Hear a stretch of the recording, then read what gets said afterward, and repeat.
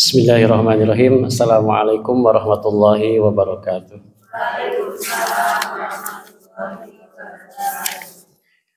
Alhamdulillahilladzi arsala rasulahu bil huda wa dinil haq yudhhirahu ala dini kulli. Asyhadu an la ilaha illallah wa asyhadu anna Muhammadan abduhu wa rasuluh. Allahumma shalli ala sayyidina Muhammad wa ala alihi wa sahbihi ajmain, amma ba'd. Qala Allah Ta'ala fil Qur'anil Karim, a'udzu billahi minasy syaithanir rajim. Bismillahirrahmanirrahim. Kullu nafsin dha'iqatul maut. Al-ayah. Marilah kita bersama-sama untuk memanjatkan puji dan syukur kepada Allah Subhanahu wa taala yang telah memberikan segalanya nikmat, terutama nikmat yang terbesar yaitu nikmat iman dan Islam. Salawat serta salam semoga tetap tercurahkan kepada Habibana wa Nabiyana Muhammad sallallahu alaihi wasallam.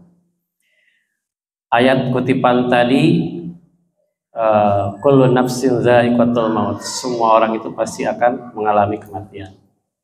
Saya akan di sini melihat kepada satu kitab, kasih patuh saja, ringkasnya aja secara ringkasnya.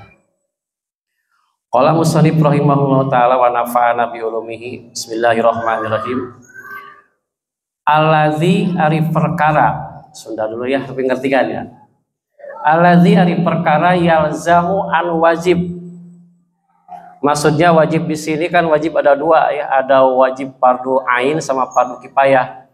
Kalau fardu ain itu fardu yang harus dilaksanakan oleh semua muslim, kayak sholat 5 waktu, atau kayak zakat fitrah, kayak puasa Ramadan, itu harus kepada semua muslim. Yang kedua itu adalah wajib kifayah, yaitu yang melaksanakannya satu orang maka gugur semua kewajibannya. Tapi kalau semua orang tidak melaksanakannya berarti semuanya berdosa. Nah di sini maksudnya yalzamu an wajib lil mayyiti, kepada mayit. Jadi kalau ada mayit yang meninggal, maka wajib bagi semua muslim itu arba'u khisalin, 4 sepirang-pirang perkara. Kalau ada mayit yang meninggal, maka kewajiban kifayah seorang muslim, semua muslim itu ada 4 perkara. Gusluhu, yang pertama wajib memandikannya. Nanti penjelasannya secara singkat ada. Yang pertama memandikannya, watakfinuhu, dan yang kedua membungkusnya, mengkain kafaninya.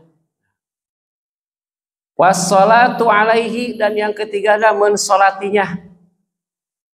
Wadabnihi, dan menguburnya. Jadi kewajiban kifayah seorang muslim, semua muslim, bagi ada mayit yang meninggal itu ada 4. 1 adalah memandikannya, 2 membungkusnya, 3 menyolatinya, 4 menguburnya. Yang pertama, paslun, kata musannif, aqallul gusli, ini tentang memandikan mayit. Paling sedikitnya memandikan mayit, jadi lamun secara daruratnya memandikan mayit bagaimana gitu ya. Aqallul gusli, paling sedikitnya memandikan mayit, ta'mimu badanihi bil ma'i, cukup dengan mewalatra, jadi membasuh semua anggota mayit dengan air. Jadi nggak usah digosok-gosok, nggak usah kemaluannya gitu, nggak usah. Jadi cukup dengan membasuh semua anggota badannya dengan air, itu paling sedikit. Nah kata musannif di sini, wa akmaluhu, tapi kalau yang sempurnanya itu, ini kalau yang sempurna tahap-tahapannya memandikan mayit gitu ya, ini secara garis besarnya, ayagsila, dengan membasuh, dengan membasuh sawataihi itu 2 lawang depan dan belakang. Jadi yang pertama itu kalau memandikan mayit itu harus dibersihkan dulu yang depan yang belakangnya. Tentunya kalau mayit laki-laki sama laki-laki, kalau perempuan sama perempuan, digosok dulu, dibersihkan dulu yang depan yang belakang. Kalau biasanya itu, kalau saya lagi mandikan itu biasanya ditekan-tekan dulu perutnya supaya keluar dulu. Tekan dulu, keluar supaya bersih. Jadi bersih, keluarin. Nah, baru itu tahap pertama. Ya. Terus wa ayuzila, dan yang kedua menghilangkan al-qadaro, kotor, min anfihi, dari hidungnya terus gini-gini supaya keluar kotor-kotornya. Ada yang upil-upilnya keluarin dulu, jadi supaya bersih. Gimana kalau kita mandi ya, itu sama juga mayatnya diperlakukan seperti itu. Dikeluarin kotornya dari hidung-hidungnya, dari kuping-kupingnya, keluarin. Nah, setelah dibersihkan bagian depan, kemaluan depan yang belakang, terlebih dikeluarin dulu nih, sini sampai ada yang keluar. Tapi rata-rata yang sakitnya lama itu suka nggak ada isinya, tapi ada juga yang dipijit-pijit keluar, ada. Itu harus dibersihkan dulu. Setelah dibersihkan itu, dibersihkan lubang-lubangnya. Nah, yang ketiga, wa ayyuwadiahu, terus diwudukan dulu si mayit itu, diwudukan. Nah, biasa wudunya kayak kita diwuduin, buka dulu gitu tangan gitu diwuduin. Jadi mayit mah mandi, jangan dulu mandi tapi wudu dulu baru mandi gitu. Bisa gitu. Kalau kita makan mandi dulu baru wudu. Nah, gitu. Terus wa ayyad luka, selanjutnya wa ayyad luka, dan harus membasuh, menggosok-gosok badanahu, badannya terus dikumbah, diwasuh. Kumbah air dulu pakai sabun. Nah, sabun kalau sekarang pakai sabun, tapi dulu mah bisidrin, dengan daun bidara. Kan dulu mah nggak ada sabun. Daun bidara itu yang daunnya teh kecil-kecil, ada durinya. Itu kalau digitu-gitu ada busanya. Nah, dulu mah kalau nggak ada itu teh mandi teh harus daun bidara, bersih nanti dikeset. Kalau sekarang mah pakai sabun, terus pakai kamper, dia ancurin dulu, disaring baru sabun. Sekarang mah sudah nggak musim lagi pakai bidara. Tapi dalam kitab rata-rata dalam Fathul Muin dan apapun pakai bisidrin dengan daun bidara. Terus wa ayyasubba, setelah digosok-gosok dengan sabun, daun bidara, wa ayyasubba, dengan terus membasuhnya dengan air sarasan 3 kali. Nah, ini maksudnya. Pertama-tama setelah dibersihkan dulu kemaluannya depan belakang, terus dibersihkan kok ini, terus dibasuh dulu, diwuduin bagian depan dulu. Nih, tangan ke bawah, terus si mayitnya bukan dibalik, dipinggirin. Yang sebelah kanan dulu ya. Dipinggirinya oleh kita ya, bukan oleh mayit. Dipinggirin. Nah, setelah itu dibasuh, dipinggirin ke sebelah kiri, itu baru berapa ya? Sarasan 3 kali dibasuh dengan air. Itu secara garis besarnya. Pasti ibu-ibu juga udah pernah kali ya mandiin mayit? Belum? Nah, kalau saya mah sering, jadi tahu. Gitu. Itu macam-macam, memang mayit ada keadaannya macam-macam. Ada yang udah keras, ada yang lembek, ada yang bahkan ada yang masih ada yang keluar darah, ada gitu ya. Secara garis besarnya memandikan mayit. Sekarang kewajiban kedua kepada mayit tadi itu adalah watakfinuhu, dan membungkusnya mayit. Nah, gimana cara membungkus mayit? Ini di sini dijelaskan oleh musannif. Aqallul kafani, paling sedikitnya membungkus mayit, saubun, dengan 1 baju, ya ummuhu, yang bisa menutup mayit dengan baju itu. Jadi kan mayit meninggal setelah dimandiin, tapi paling sedikitnya dibungkus dengan 1 kain saja cukup. Bungkus saja dengan 1 kain cukup, kuburkan langsung. Itu mah kalau darurat. Tapi kata musannif, wa akmaluhu, kalau sempurna-sempurnanya membungkus mayit, pertama, lirijali, bagi laki-laki, salasu lafaifa, 3 lapis. Laki-laki itu 3 lapis. Gimana caranya? Nah, kalau prakteknya begini, kalau saya praktek nih ya. Pertama, yang bawahnya itu laki-laki itu 1 amparan dulu, terus 2 amparan, 3. Yang ketiganya adalah 3, bukan amparan lagi, adalah celana dalamnya. Tapi yang dari kapan cuma digituin, celana dalamnya sama gamis. itu laki-laki. Jadi yang duanya di bawah hamparan biasa, yang ketiganya itu sangat dalamnya sama gamisnya. Gamisnya juga yang dimasukin ke sini cukup aja gitu ya.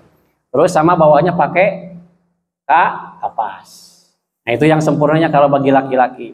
Jadi laki-laki mah 3 lapis, 2-nya yang bawah, yang ketiganya adalah sangat dalam atau sama gamis. Tapi dalam hal yang lain mah gak usah pakai celana dalam atau gamis, cukup dengan 3 lapis. Tapi kalau keadaannya saya lihat mah ada yang suka keluar lagi, jadi harus pakai celana dalam, bawahnya harus pakai kapas. Itu biasanya ada yang keluar lagi. Ya, jadi dibungkut, bawahnya pakai kapas. Jadi kalau nanti ada yang keluar ketahan sama itu. Sana sama dalam sama kapasnya. Itu bagi laki-laki. Tapi walil mar'ati bagi perempuan. Kalau perempuan membungkusnya begini. Komisun. Satu wanita harus pakai gamis. Gamisnya bukan gamis yang ini, tapi gamis dari kain kapan. Wahimarun. Dan kerudung. Kerudungnya bukan yang gaya, tapi kerudung putih. Cuma diginiin aja. Kerudung. Wa izarun, dan samping, disampingin. Nah, walapa patani, dan 2 amparan bungkusnya. Nih prakteknya begini. Kalau perempuan, kebetulan tadi saya motong kapan tadi malam. Perempuan itu bawahnya 2 dulu, 2 ampar. Terus setelah itu disediain sampingnya. Terus celana dalamnya, terus gamisnya sama kerudungnya lebih banyak wanita mah. Amparannya 2, sampingnya 1, gamisnya 1, kerudungnya 1. Gitu. Tambah talinya 6, ya 6. Jadi wanita mah ada gamisnya, ada khimarnya, kerudungnya, ada izarunnya sampingnya, dan 2 amparan. Lebih sulit kalau wanita, lebih banyak ya. Nah, itu yang kedua tadi masalah membungkus mayit. Terus yang ketiga, kewajiban seorang muslim itu adalah menyolati mayit. Ini masalah garis besarnya ya. Kata musonib, arkanus sholati zanazati, rukun sholat jenazah. Ini harus bisa semua, insya Allah bisa ya, harus bisa. Karena nanti sekali-kali menyolati mayit. Kata Rasulullah, kalau seorang menyolati mayit itu ganjarannya besar. Sebesar apa? Sebesar gunung Uhud. Ya. Gunung Uhud di mana? Belum tahu, saya belum ke sana. Yang pasti besar. Ya. Sab'atun ada 7. Jadi rukun sholat jenazah itu ada 7. Al-awwalu yang pertama an-niyatu, niat. Jadi yang pertama niat, yang suka niat. Boleh diucapkan, kata Imam Syafi'i itu kalau diucapkan niatnya menjadi sunnah. Tapi kalau yang wajib itu niat itu dalam hati, enggak diucapkan pun sah kalau dalam hatinya nih niat saya sholat jenazah fardu kifayah karena Allah Ta'ala. Atau kalau goib mah beda lagi ingatnya, itu maksudnya ya. Yang pertama nih niat mau diucapkan boleh, nawaitu gitu boleh. Asani yang kedua, rukun sholat jenazah yang kedua, arba'at takbiratin, 4 takbir. Dalam sholat itu ada 2 sholat yang beda dari sholat yang lain. Yang pertama sholat jenazah. Sholat jenazah itu nggak ada sujud, nggak ada rukunnya. Yang kedua sholat gerhana. Kalau sholat gerhana kan rukunya 2 kali, dalam 1 rakaat itu sujudnya 1 kali. Nah ini pun sholat jenazah pun tidak ada rukunya, tidak ada sujudnya, cuman semuanya takbir. Tadi arba'at takbiratin, 4 kali takbir. Asalisu dan yang ketiga, al-qiyamu, berdiri, alal qadiri, bagi yang mampu, dalam kurung sehat. Yang ketiga itu harus berdiri bagi yang mampu. Bagi orang yang sehat menyolati mayit itu harus berdiri. Tapi kalau yang bagi sakit mah sama seperti sholat-sholat yang lain, bisa sambil duduk, bisa sambil duduk, bisa sambil dalam kursi boleh, duduk boleh. Tapi kalau bagi yang sehat itu harus berdiri. Kalau menyolati mayit dalam keadaan sehat dia sambil duduk tidak sah, berarti maksudnya gitu. Nah. Ar-rabi'u yang keempat, qiraatul Fatihati, membaca Fatihah. Nah. Jadi setelah niat, kemudian takbir yang pertama Allahu Akbar, terus membaca Fatihah. Gak usah membaca Iftitah, langsung membaca Fatihah. Itu maksudnya. Yang keempat adalah membaca Fatihah. Al-khamisu yang kelima, as-salatu ala Nabi sallallahu alaihi wasallam, membaca sholawat kepada Nabi Muhammad sallallahu alaihi wasallam. Ini tempatnya pada waktu setelah takbir yang kedua. Sholawatnya sholawat yang mana? Apakah sholawat yang lain? Kata Rasulullah, sholawat yang Ibrahimiyah, seperti dalam waktu tasyahud awal atau tasyahud akhir. Itu sholawatnya. Sampai Allahumma sholli ala Sayyidina Muhammad sampai bil alamina innaka hamidum majid. Terus kalau yang ketiganya itu biasa membaca doa ya, udah pada tahu doanya. Kalau laki-laki Allahumma gfirlahu warhamhu wa'afihi wa'fu anhu. Kalau perempuan Allahumma gfirlaha warhamha wa'afihi wa'fu anha. Kalau mayitnya banyak Allahumma gfir lahum warhamhum wa'afihim wa'fu anhum. Nah. As-sadisu dan yang keenam, rukun tadi sholat jenazah. Ad-du'a'u, doa, berdoa lil mayyiti, kepada mayit. Ba'da salisati, setelah takbir yang ketiga. Jadi takbir yang ketiga, yang pertama tadi membaca Fatihah, yang kedua membaca sholawat kepada Nabi Muhammad SAW, yang ketiga membaca doa. Allahumma gfirlahu warhamhu wa'afihi wa'fu anhu. Kalau laki-laki Allahumma gfirlaha warhamha wa'afihi wa'fu anha. Kalau perempuan. Nah, as-sabi'u dan yang ketujuhnya assalamu salam. Di rukunnya itu yang ketujuhnya salam. Yang pertama tadi niat, yang kedua 4 kali takbiratul ihram, takbir, yang ketiganya berdiri bagi yang mampu, yang sehat, yang keempatnya membaca Al-Fatihah, yang kelimanya membaca sholawat kepada Nabi Muhammad SAW, dan yang keenamnya doa, serta yang ketujuhnya adalah salam. Itu kewajiban seorang muslim yang ketiga. Sekarang yang keempat adalah mengubur mayit. Qala musannif, aqallu dafni, paling sedikit mengubur mayit, hufratun, yaitu 1 kali kedukan, 1 lubang, taktumu, yang bisa menutupi raihatahu, kepada baunya mayit. Jadi 1 lubang, kalau misalkan mayitnya dimasukkan ke dalam pada lubang terus dikubur, itu kalau mayitnya membusuk tidak akan cium, itu cukup segitu. Wata harus suhu minas siba, dan si lubang itu bisa menjaga dari hewan buas. Jadi lamun nguburnya masih ketinggali misalkan tangannya nolol gitu, itu tidak sah. Jadi harus bisa menutupi baunya mayit dan harus bisa menjaga dari hewan buas. Itu. Kalau sekarang mah rata-rata perut ya segitu. Kalau saya lihat di Cikoneng itu segini mayitnya deet gitunya, deet. Nah, tapi kalau kata musannif gini, wa akmaluhu, paling sempurnanya mengubur mayit, qomatun, 1 orang yang berdiri, tapi badannya yang standar ya, bukan yang pendek, bukan yang tinggi, yang standar. 1 orang berdiri, wabastotun, dan 2 tangan segini, jadi segini tak, berdiri segini. Kalau di kampung saya gali kuburan rata-rata segini tingginya. Ini mah kata musannif cukup 1 kali tinggi dan 2 kali ini cukup. Itu paling sempurnanya. Itu pasti terjaga dari bau dan hewan buas. Kenapa? Kalau dulu di kampung-kampung, kata orang tua saya, pernah itu ada yang suka ada yang gali itu hewan buas.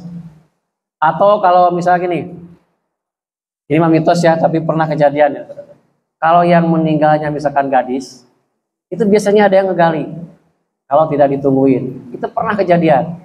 Ya, itu biasa yang pesugihan, yang kayak gitu untuk menjatuhkan usaha orang lain itu ada itu. Ya, jadi yang paling sempurnanya itu 1 tinggi badan plus 2 tangan begini itu sempurna. Itu tidak akan kecium baunya, tidak ada hewan yang mengganggu. Nah, terus wa yudau khazuhu ala turabi wa yudau dan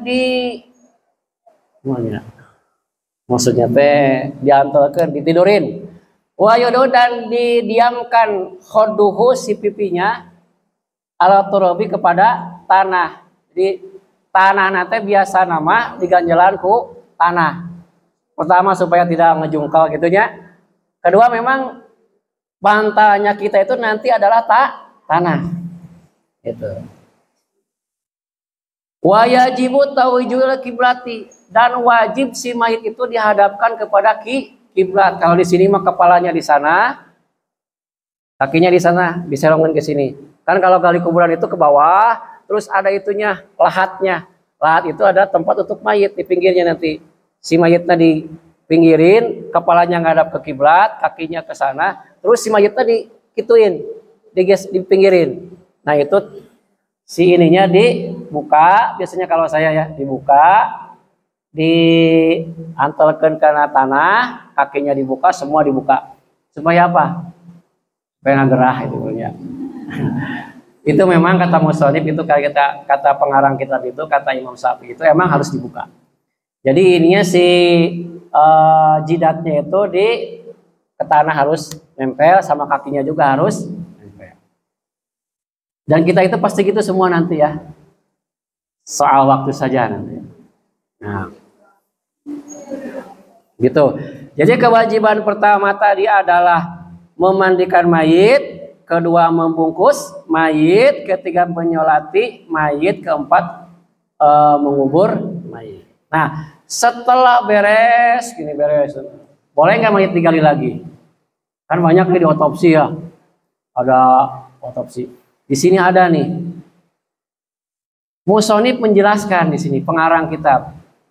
Yun basul mayitu liarba'in, boleh mayit digali lagi karena 4 perkara. Jadi mayitnya setelah dikubur bisa digali lagi mayit itu karena 4 perkara. Yang pertama apa? Lil gusli idza lam yataghayyar. Yang pertama si mayatnya itu dikubur tapi belum dimandiin. Padahal si mayit itu bukan mati syahid. Kan kalau misalkan dia mati syahid di perang misalkan, itu tidak usah dimandiin, langsung dikubur saja. Ini mah meninggalnya biasa, dikubur belum dimandiin. Itu boleh digali lagi, harus digali lagi. Kata musonif harus digali lagi untuk dimandiin, tapi idza lam yataghayyar, selama mayitnya belum berubah. Misalkan dikuburnya tadi pagi, can dimandikeun mayitnya, gali, dimandiin dulu. Tapi kalau sudah 2 hari mah itu yakin si mayitnya sudah bau, itu nggak usah. Karena idza lam yataghayyar, selama si mayitnya belum bau. Kalau mayitnya dikira sudah bau, tidak usah digali lagi. Cuma sudah saja. Berarti nanti itu semua dosa nanti. Karena kewajiban kita memandikannya tidak dilaksanakan. Yang pertama. Wali taujihi ilal kiblati. Yang kedua, mengubur mayit itu dia tidak dihadapkan ke kiblat. Misalkan karena nggak tahu arah, tiba-tiba kepalanya di timur misalkan, atau mayitnya teh sehingga orang pakai peti mayit kaluhur misalkan gitu kan, itu teh tetap harus digali lagi, harus dihadapkan ke kiblat. Kata para ulama, Kalau yang meninggal itu pakai peti mayit itu makruh hukumnya. Bahkan ada yang haram. Karena apa? Kalau si mayitnya tidak darurat, misalkan ini, kalau mayitnya misalkan kena kayak kemarin virus corona misalkan itu boleh. Atau misalkan mayitnya teh kageleng hancur, itu boleh. Tapi kalau yang meninggalnya biasa itu harus diangkat langsung ke tanah. Harus dihadapkan ke kiblat. Jadi kalau misalkan mayitnya dikubur dia tidak menghadap ke kiblat, itu harus digali lagi. Harus dihadapkan ke kiblat, tapi iza lam yataghayyar, selama mayitnya tidak berubah. Lamun mayitnya dirasa sudah busuk mah usah digali lagi. Itu berarti sudah tidak usah digali lagi. Yang ketiga, walil mali, dan karena harta. Iza zupina mahu, apabila si harta itu terkubur bersama mayit, baik dibawa oleh mayitnya itu sendiri maupun oleh si penggali mayit. Contohnya gini, saya misalkan menggali mayit nih, saya tanya kuan HP ke bawah teh, pas nurunin HP siapa yang jatuh gak kerasa, pas udah beres ingat HP teh murah itu harus digali lagi. Atau begini, si mayitnya teh pakai cincin, makanya kalau ada yang meninggal itu cincinnya dibukain. Misalkan si mayitnya pakai cincin, itu ingat, itu si mayit itu pakai cincin, harus digali lagi, itu wajib. Karena apa? Mayit meninggal tidak boleh membawa harta. Aduh, gimana cina kalau sekarang mah pakai gigi emas, gigi palsu, atau misalkan ditanam gips, misalkan ininya pakai ini gips ke sini, itu bagaimana? Kalau misalkan ada yang pakai gigi palsu, misalkan emasnya, kan nggak mungkin nih pakai pahat dibuka gitu ya. Itu sama menyiksa mayit.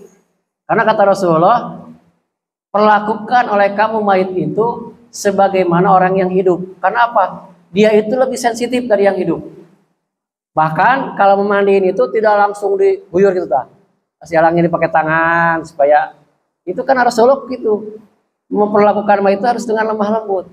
Jangan gerebas-gerebas sakit kata Rasulullah. Jadi kalau si mayitnya membawa harta itu harus digali lagi. Bawa cincin atau si penggali mayitnya jatuh misalkan cincinnya, HP-nya atau apanya itu harus digali lagi, wajib itu ya. Wajib itu. Baik itu si mayitnya sudah busuk atau enggak itu harus diambil. Nah, selanjutnya walil mar'ati, dan bagi mayit perempuan yang meninggalnya perempuan. Iza zupina, apabila mayitnya setelah dikubur, janinuha, kebetulan si mayit perempuan itu lagi hamil, ma'aha beserta si mayit. Wa amkanat hayatu, dan ada kemungkinan si janin itu masih hidup. Maksudnya gini, kalau ada wanita meninggal, dia masih hidup, orang lagi hamil. Ada judulnya beranak dalam kubur ya itu. Nah itu. Kalau ada mayit yang meninggal dia sedang hamil, nah terus dikubur. Itu kalau kemungkinan si janinnya masih hidup itu wajib digali. Berapa umurnya? Biasanya kan dalam Quran itu ditiupkan ruh itu umur berapa? 4 bulan. Tapi kata kedokteran itu 4 bulan itu belum hidup sebetulnya. Biasanya 6, 7, 8, 9 itu masih hidup. Nanti begini, kalau misalkan perempuan itu meninggal dia hamil, kita tanya nih ke dokternya, ini masih hidup nggak? Kalau kata dokter hidup, harus digali. Tapi kalau misalkan udah dikubur 3 hari masih hidup, itu nggak mungkin, karena sudah 3 hari. Ini mah bagi perempuan yang meninggalnya dia hamil, terus ada kemungkinan si janinnya itu masih hidup, itu wajib digali, ya, wajib, karena menyelamatkan janin itu nanti dioperasi dibuka. Itu ya kayak gitu. Nah,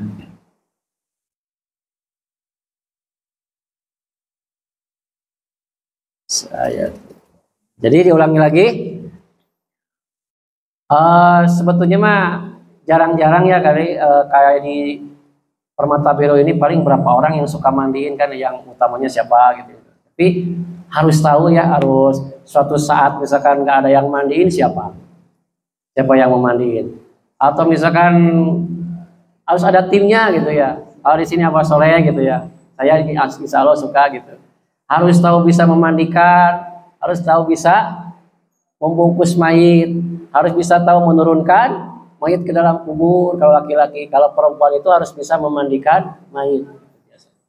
Ya. Nah, diulangi lagi bahwa kewajiban seorang muslim, maksudnya wajib kifayah seorang muslim itu apabila ada yang meninggal itu ada 4.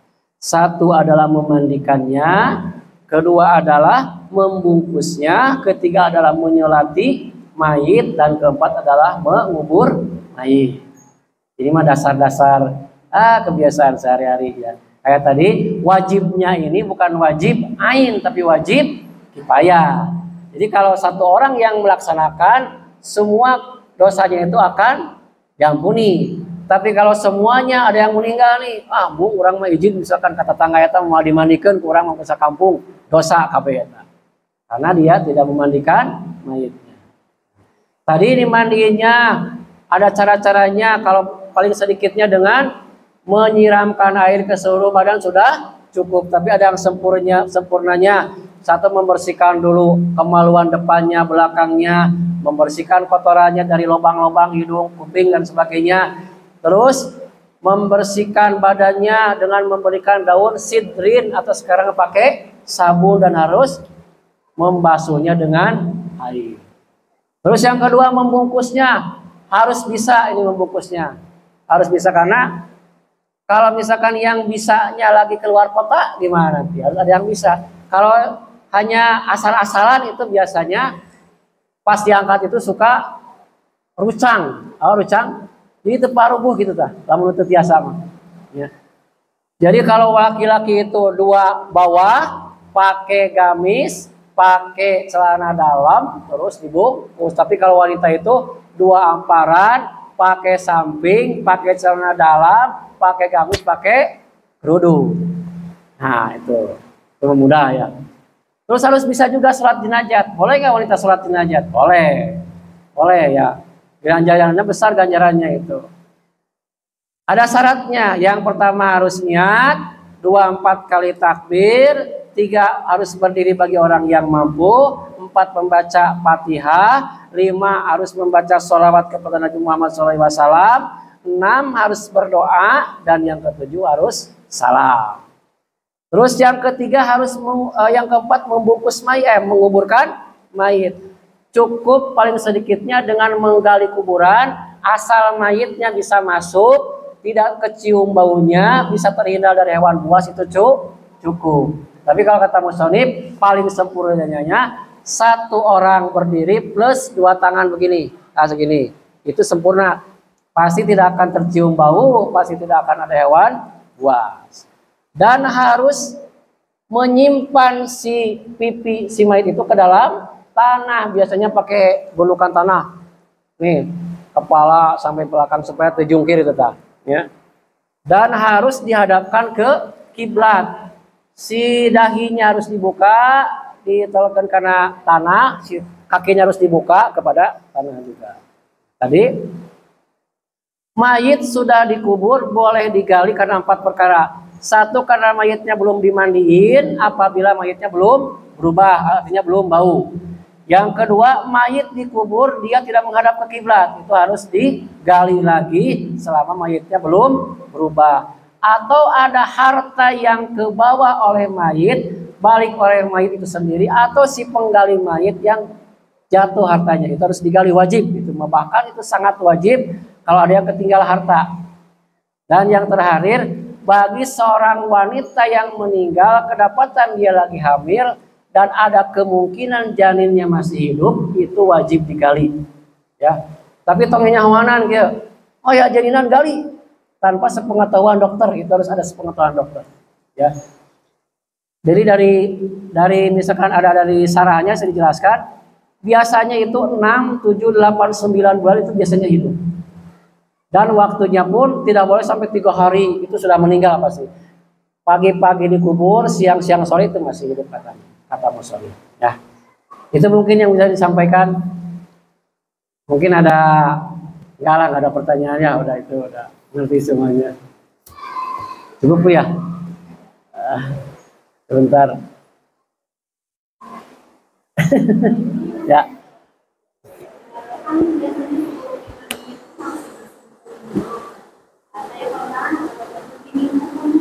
Nah, kebetulan saya pernah mandiin mayit di Cahem mertua saya. Ya. Itu di sana itu ada tim mayit, bukan tim mayit, tim pemandi mayit. Ada 2 orang dibantu sama saya. Itu memang dikuritin kukunya bu, kukunya, tangan, kakinya, terus si itunya teh ya dibersihkan dulu. Saya bertanya, boleh nggak itu gitu? Boleh katanya.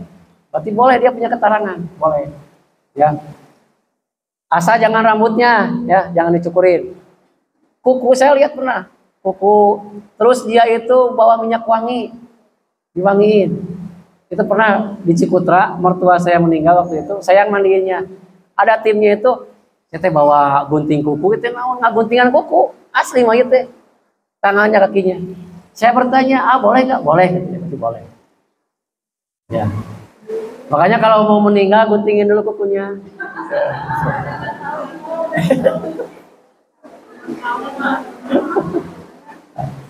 Bagaimana kalau gini nih?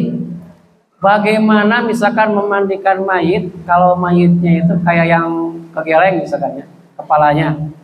Saya pernah lihat itu. Ininya hancur segini nih. Ke bawahnya. Itu dimandiin nggak usah. Yang ke bawahnya aja. Ini biasanya dibungkus. Sini ya. Ada itu. Ada yang di situ, yang situ ada tuh. Ya.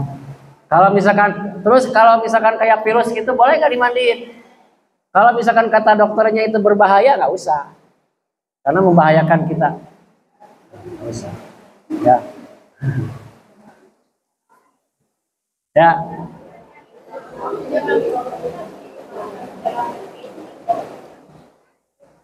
Itu sebenarnya dalam kitab saya baca ya, saya pernah menemukan kalau mayit meninggal masuk dalam peti itu cenderung kepada makruh kalau tidak ada keadaan darurat. Contoh, kalau misalkan di daerah saya itu ada yang kuburan itu nih, saya pernah gali kuburan, baru juga setengah meter ada airnya, banyak kurang dilelapkan gitunya, kan karunya. Tak biasanya pakai peti boleh. Atau misalkan kayak yang covid gitu bisa berbahaya, boleh. Atau misalkan mayatnya itu yang kebakar, atau misalkan yang kegelengnya itu sudah hancur, itu boleh. Boleh kayak gitu. Kalau yang sehat-sehat meninggal yang di petian gitunya, itu sebenarnya makruh.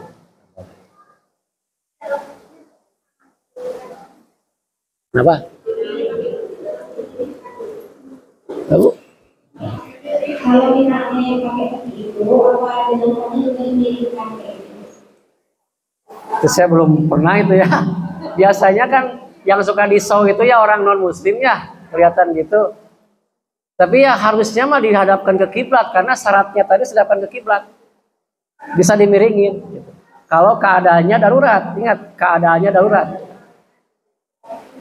Kalau dalam Islam itu yang wajib itu bukan wajib. Pakai padung ya. Padung itu atau dari kayu atau dari bambu. Jadi isi liang kuburan pakai liang lahat, terus mayitnya dimasukin ya, baru dimasukin padungnya itu. Nah, itu kalau di kampung-kampung saya pakai bambu, kalau di sini mah pakai kayu biasanya. Nah, ya. Kalau langsung kan kasihan diinjek-injek. Itu mayit itu sakit. Lihat ya. Jadi saya cenah geus mau sakit aslinya nanti dirasain.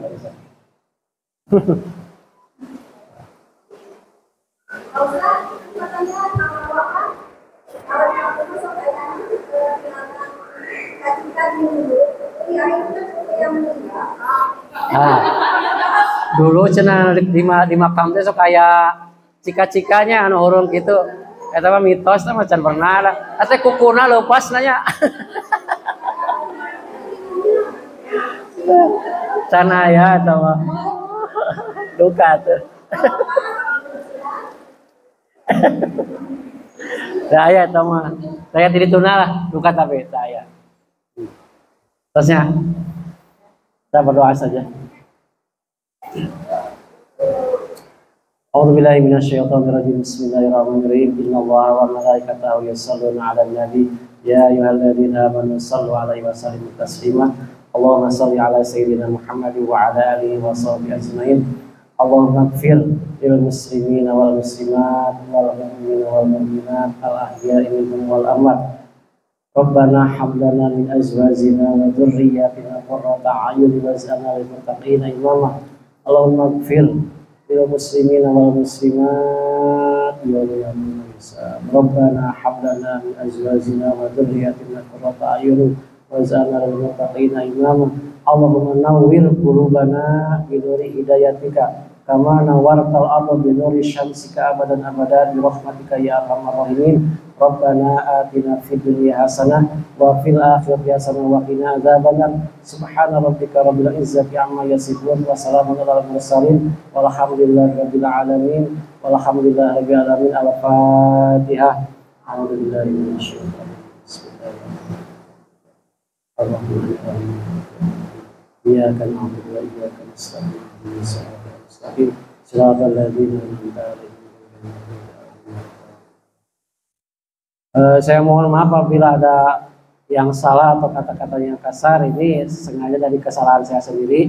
Saya menyampaikannya dari kitab Kasih Patuh saja atau Sapina. Demikian. Assalamualaikum warahmatullahi wabarakatuh.